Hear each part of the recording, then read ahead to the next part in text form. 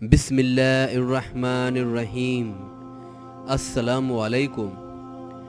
آج میں بیان کروں گا سیدنا حضرت ابراہیم علیہ السلام کی نمرود سے گفتگو۔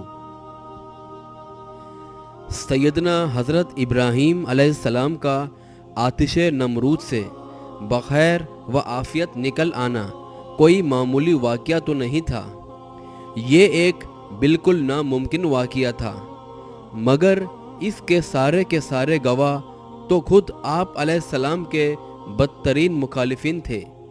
کیا وہ خود کو جھٹلا سکتے تھے؟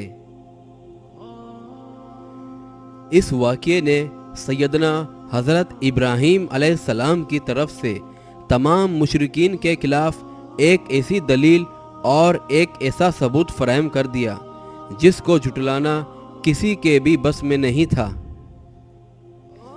آپ علیہ السلام کی پیغمبری کی بھی تصدیق ہو گئی اور آپ کی دعوت کی بھی۔ آپ کے ساتھ رہنما ہونے والے اس انتہائی غیر معمولی معجزے نے خدائی کے تمام جھوٹے اور مکار دعوے داروں کے منہ پر بھی زبردست تھپڑ رسید کر دیا، اور ان کی جھوٹی مکارانہ خدائی انہی کے منہ پر مار دی گئی۔ سیدنا حضرت ابراہیم علیہ السلام کی اس زبردست کامیابی کی خبر نمرود تک بھی پہنچ گئی، اور وہ نہ صرف غصے سے آگ بگولا ہو گیا بلکہ اس کو یہ فکر بھی لاحق ہو گئی کہ اب اس کی مکارانہ اور جعلی خدائی کے لیے سیدنا حضرت ابراہیم علیہ السلام ایک زبردست چیلنج بن کر سامنے آ گئے ہیں، جو اس کے مقابلے میں نمرود کے خیال میں محض ایک معمولی شخصیت ہی تھے۔ غصے اور حسد کی آگ میں جلتے نمرود نے آپ علیہ السلام کو دمکانے کی کوشش کی۔ اس پر سیدنا حضرت ابراہیم علیہ السلام نے فرمایا، میرا رب تو وہ اللہ تبارک و تعالی ہے جو زندگی بخشتا ہے اور موت بھی دیتا ہے۔ اس پر اس بد نصیب نے کہا، میں بھی زندگی دیتا ہوں اور موت بھی۔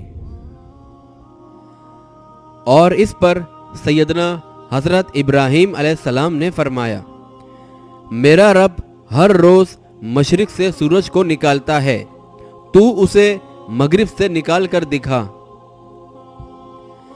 اللہ تبارک و تعالیٰ کے اس سچے پیغمبر کے اس انتہائی مثبت جواب پر وہ ملعون بالکل ہی بدحواس اور لاجواب ہو گیا کہ سورج کو مغرب سے نکالنا اس کے بس میں کہاں تھا۔ اس کی ساری چودراہٹ بلکہ بادشاہت دھری کی دھری رہ گئی، اور وہ آپ علیہ السلام کے اس چیلنج کا کسی طرح کوئی معقول جواب نہیں دے سکا، اور دے بھی تو نہیں سکتا تھا، وجہ سامنے ہی کی تھی۔ اللہ تبارک و تعالیٰ کی جانب سے کفار کے لیے یہ دو ٹوک پیغام تھا کہ یہ ان کفار کے لیے کھلی شکست ہے، اور اللہ تبارک و تعالیٰ نے یہ بات بھی بالکل واضح فرما دی کہ کفار آپ علیہ السلام کی بات قطعاً نہیں مانیں گے۔